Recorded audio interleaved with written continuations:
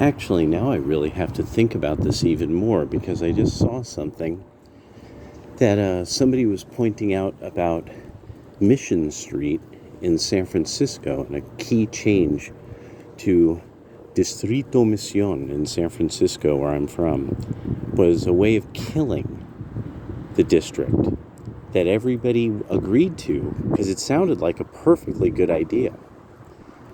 It was for bikes, that if you put the bike lock setups in the sidewalk, say that's about 8 bike lock, setups. You could say, oh, well, think 16, 20 people could lock their bikes up there nice and safely. Because, of course, it will never become more difficult to steal bikes. Like, people will just stop doing that, because so many people will be riding bikes, everyone will have a bike, or something like this. Well, eventually what this means is you can't have somebody park there. And they probably drove there because they were definitely going to buy something or get something. They don't say, work in the area. Or maybe they work in the area, even more importantly, or live in the area, and they want to park their car there after business hours because that's where they live. So an area known for having businesses on the first floor and residencies up above, and that this survived nice and naturally and organically, has died. And it is the kiss of the Spider Woman.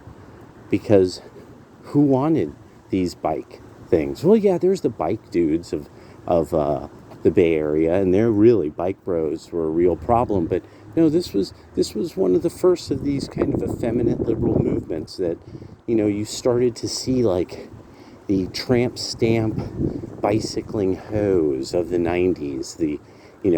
They like to rave, surf, and they ride bike. They like to hike. And, and they're into house music, Now I'm talking about a lot of people's moms, But, you just see this, progress as time goes on. Also, there's to say, like, oh, the hippies, my dad actually, he really disliked that. What he saw of the hippies is, he's like, this is just a bunch of women in the kitchen and a bunch of guys sitting around talking about the revolution. And so I was sitting there, and I kind of started to think about this. And I was like, once I started to see what, like, the multi-generational hippie burnout culture, these are well taken care of daughters of empire, typically. These are women who somehow ended up writing for some period of their life, which means most likely somebody else paid for them to be a writer. Because it's art. Writing is art. Art usually does not pay. It's very rare that it pays within your own lifetime. So, and as time's gone on, more and more people have kind of enlightened, a lot of people on this. Like, no. These women have their lives well taken care of by, husbands or dads or an inheritance or relatives or something like that. So to have the liberal vote come in is the kiss of death for anything at all. It'll take your movement and it'll destroy it. It'll take the place where you live and destroy it inevitably.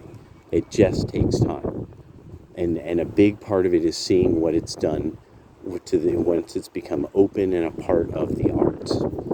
That now the theaters and the theater industry can barely stay afloat anymore. This was something that I had heard about, that somebody was talking about, that we're seeing almost the death of theater. And why? Hamilton and other productions such like. And so it's just going to be time. And more and more I'm starting to, it was Hoodservative brought something up about this, and now I'm really seeing it, and I'm like, that's what it is. There's even ways that this could be applied to even other periods of time with things that, I mean, you would have to have some pretty niche knowledge of stuff. They'd say no, and then the weird non-traditional women got involved.